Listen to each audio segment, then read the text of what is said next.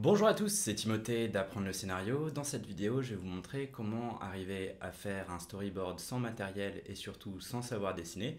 Et vous allez voir, c'est plutôt facile. Ça va être un tuto et aussi une partie théorique. On commence sans plus attendre. Déjà, où est-ce qu'on peut trouver des modèles de storyboard vierge? Je vous mets dans la description un modèle de storyboard vierge que vous pouvez télécharger gratuitement, mon projet Storyboardit et aussi le livre de modèles de storyboard vierge que j'ai créé il n'y a pas si longtemps. Ce qu'il faut savoir, c'est que très honnêtement, vous n'en avez pas besoin spécialement. C'est vrai que ça fait un peu plus pro, ça permet de gagner du temps, mais en réalité, une simple carte, là j'ai ma carte free, un stylo et un crayon suffisent largement pour faire votre storyboard. La question maintenant, c'est de savoir qu'est-ce que c'est un storyboard. Un storyboard, comme vous pouvez le voir dans ces livres, là j'en ai une belle collection chez moi, c'est simplement un outil de préparation qui permet au réalisateur de visionner son film avant même de le tourner. Ça permet un gain de temps, ça permet de travailler la mise en scène et surtout, ça permet de bien communiquer vos idées de mise en scène à votre équipe. Faut-il savoir dessiner pour faire un storyboard? Eh bien non. Bien sûr, les storyboarders pros ont besoin de savoir extrêmement bien dessiner, mais je dirais qu'un réalisateur qui sait tenir un crayon dans sa main peut réaliser un storyboard plus ou moins propre, puisque des bonhommes patates suffisent amplement pour faire un storyboard, et on va voir ça sans plus tarder. Pour ce tutoriel, vous allez avoir besoin d'un crayon, d'un feutre grisé, mais bon, un stylo suffirait, d'un stabilo et d'une carte. Moi, j'ai pris une carte Freebox sur lequel, vous savez, on peut découper notre carte SIM et ça suffit. Une carte bancaire, qu'importe la carte, ça suffit. Si jamais vous êtes sur un format d'image un peu particulier, un bout de carton, une règle, des ciseaux, on fait un modèle. On va regarder ensemble une séquence d'Harry Potter que j'ai trouvée sur internet qui me semble tout à fait intéressante à découper ensemble. On va faire l'inverse, c'est-à-dire on va prendre un film et voir comment il aurait pu être traduit en storyboard. D'accord? Alors, c'est parti. On voit qu'on a un plan tilté vers le bas, plan d'ensemble.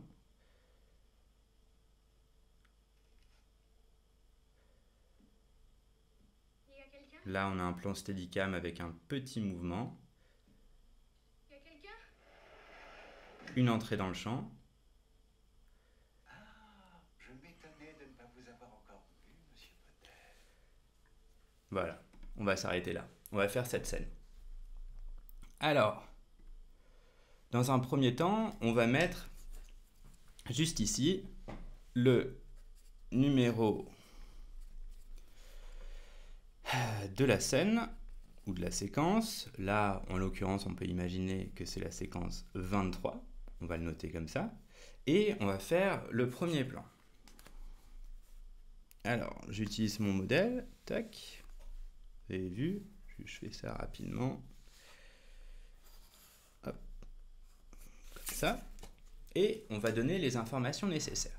Qu'est-ce qu'on peut retrouver sur un plan de storyboard? On peut trouver bien entendu la durée, ça c'est assez rare mais c'est possible de trouver la durée. On peut trouver le numéro de plan, on peut trouver le numéro de séquence, on peut trouver des informations sur les transitions entre vos plans, on peut aussi avoir des plans au sol. On peut avoir des informations sur les mouvements de caméra, sur l'échelle des plans, sur l'inclinaison, ça peut être intéressant, si vous êtes en plongée ou en contre-plongée, et ça me semble à peu près tout. Tout ça va servir à démontrer votre idée. Alors, on dirait une tête de mort, mais c'est une lumière, votre idée. Voilà. Alors, on va faire dans un premier temps notre plan qui est notre plan au tout début qu'on va dire d'ensemble. Alors, on peut dire plan d'ensemble. On a une vue qu'on va donner par ce petit indice là en plongée. On a notre personnage de Harry qui est là. Tic. Qui rentre dans une pièce, on a une perspective de ce type-là. On a notre porte ici, Et on va indiquer les mouvements qu'il y a dans ce plan. Alors vous pouvez utiliser n'importe quel stylo de couleur. Moi en l'occurrence je vais utiliser... non, je vais aller chercher un stylo rouge. Ça me semble plus cohérent. Je vais utiliser un stylo rouge. Et là, je vais mettre l'entrée de Harry dans cet espace. Alors, on va décrire ce qu'on peut avoir dans le plan. Harry rentre. Voilà. Il n'y a personne. On a bien l'indication du mouvement, le plan qui est un plan d'ensemble. On peut éventuellement donner la durée de ce plan tel qu'on l'imagine. C'est quelque chose qu'on peut voir dans les storyboards de Miyazaki qui sont assez intéressants. On va dire environ 4 secondes. Ce plan-là, c'est le plan numéro 1. Voilà. Et on va continuer. Alors là, il dit il y a quelqu'un avec un plan Steadicam. Vous allez voir, c'est assez intéressant de pouvoir travailler ce plan. C'est que là, on a un plan qui est un peu plus grand, vous voyez,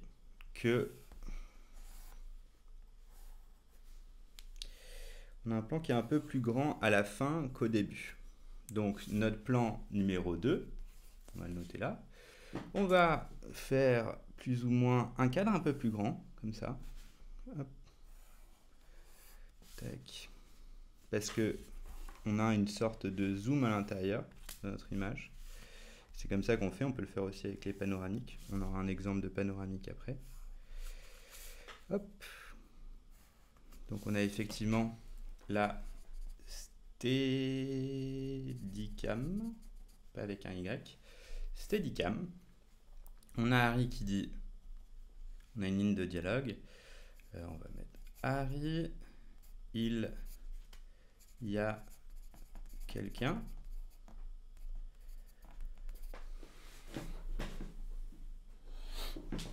Comme ça. On va mettre, pourquoi on a fait ces deux grands carrés? Vous allez voir, on va mettre Harry là. On va faire un petit bonhomme patate. Voilà. Avec un bureau devant, vous voyez. La porte qui est derrière. On a des petites informations de lumière, hein. On a des espèces de petites ampoules comme ça. Qui est assez sympa. On voit que ça fait une petite lampe là. On va donner les informations, c'est-à-dire Harry qui s'avance, là dans le mouvement. On a aussi des informations quant au mouvement vers l'intérieur, une sorte, là on pourrait interpréter ça comme un zoom, mais c'est une Steadicam zoom, c'est un mouvement un peu particulier. Mais on a plus ou moins ça. On a bien le plan 2, c'est un Steadicam, on a Harry qui dit il y a quelqu'un, on peut aussi donner des informations de lumière, c'est pour ça que j'ai mon stabilo jaune. Là on a une espèce de clair-obscur, comme ça, qui donne un côté mystérieux à notre scène. Vous voyez, c'est un dessin qui est vraiment tout à fait faisable pour n'importe qui. On continue. Je vais vous montrer comment faire, parce que là le plan au tout début il commence avec Ollivander qui n'est pas dans le champ et Ollivander qui arrive dans le champ, et ça c'est assez intéressant de voir comment on fait. Il y a plusieurs techniques, mais le plus simple en réalité c'est de découper votre image comme ça. Tac. Et en fait on va coller les images comme ça pour mettre comme une continuité. C'est-à-dire que quand on va dire c'est le plan 3, on a bien l'entrée en champ, vous allez voir. Je vais faire une échelle comme ça. Vous voyez, ça vous pouvez le faire hein, très clairement. Comme ceci. On a une entrée dans le plan d'Ollivander. On va faire un petit dessin comme ça.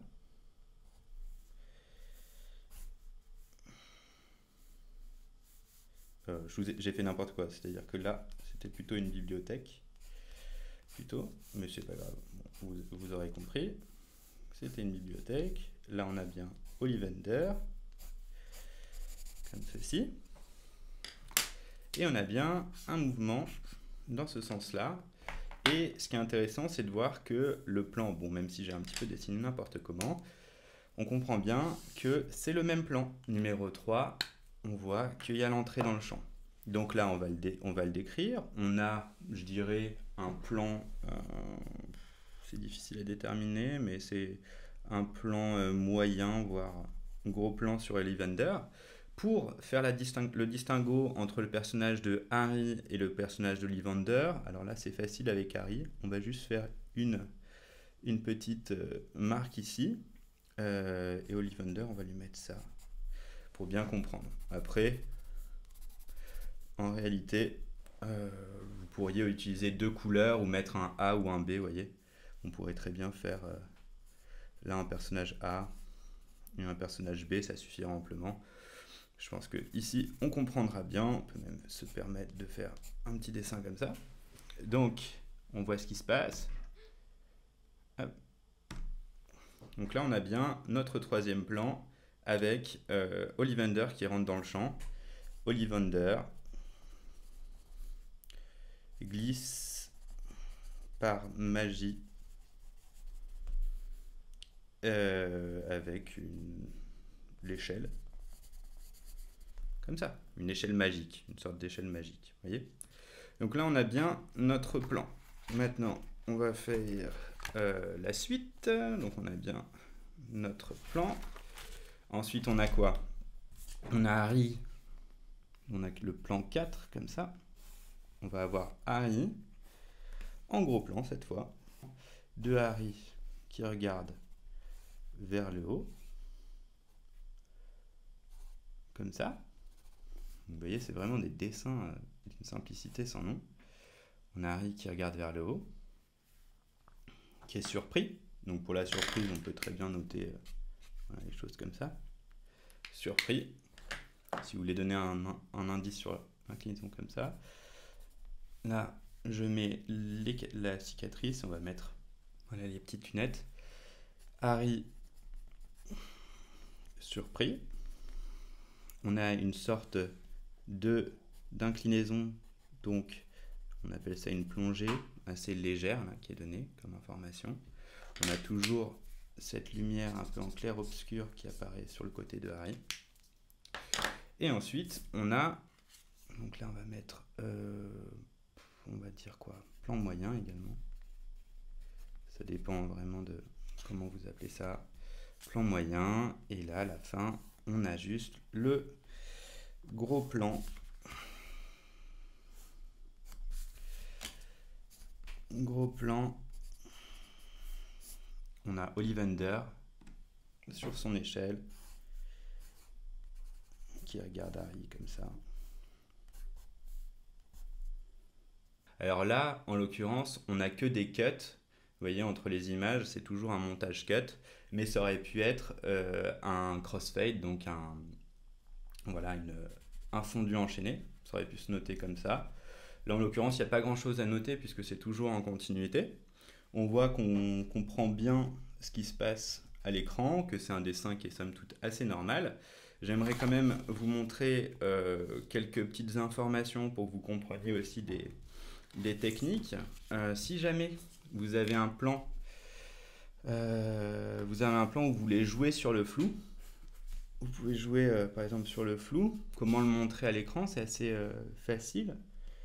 Pareil que la dernière fois, comme c'est la même image, on n'a qu'à dire, vous voyez, c'est comme ça. J'avais vu une vidéo qui était assez similaire à la mienne sur Jurassic Park, où vous voyez, là il y a les vélociraptors qui sont dans l'écran. Donc on a des personnages ici, A et B, qui se protègent là derrière on a des vélociraptors ici. Alors je fais ça n'importe comment, mais on imagine bien. Hein. Il y a des vélociraptors et en fait il y a une mise au point qui se fait devant puis derrière. Et ben c'est assez facile. On peut le montrer simplement avec, voilà, j'ai grisé cette partie là et je vais dire comme ça que le focus est fait derrière. Et après on va montrer l'inverse, c'est-à-dire on a bien A et B. On a pareil ici. Et là on va faire l'inverse tout simplement. on peut l'exprimer de cette manière-là.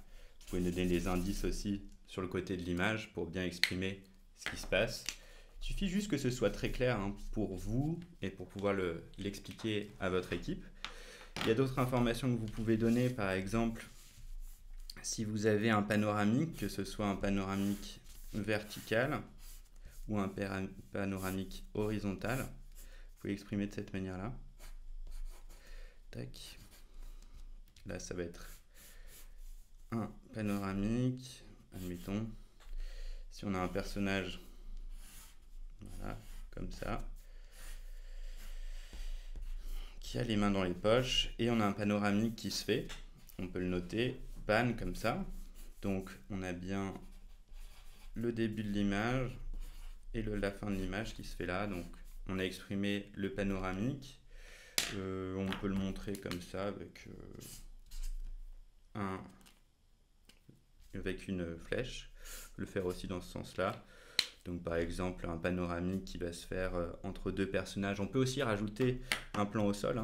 Admettons, là il y a un personnage A, là il y a un personnage B, et on a une caméra au milieu qui twist de l'un à l'autre comme ça. Donc on peut mettre personnage A, personnage B, et là on voit qu'on a un mouvement qui se fait du A au B. Donc on peut le montrer 1, 2, ou alors voilà, début de l'image, fin de l'image. C'est comme ça qu'on montre des panoramiques sur un storyboard. Je pense que j'ai fait plus ou moins l'ensemble. N'oubliez pas de regarder les échelles de plans. J'ai un article que je vous mets en description, les échelles de plans, pour que vous puissiez bien voir les types de plans qui existent. Ça vous donnera des idées. J'espère en tout cas que cette vidéo vous aura aidé. N'hésitez pas dans la description à faire un tour. Il y a mon modèle vierge de storyboard et aussi un modèle vierge gratuit, un modèle vierge payant, où c'est simplement un livre dans lequel j'ai imprimé le storyboard qui me paraissait le mieux, et ça vous aidera, j'espère, dans vos projets. Je vous dis à plus sur la chaîne Apprendre le Seigneur. Ciao!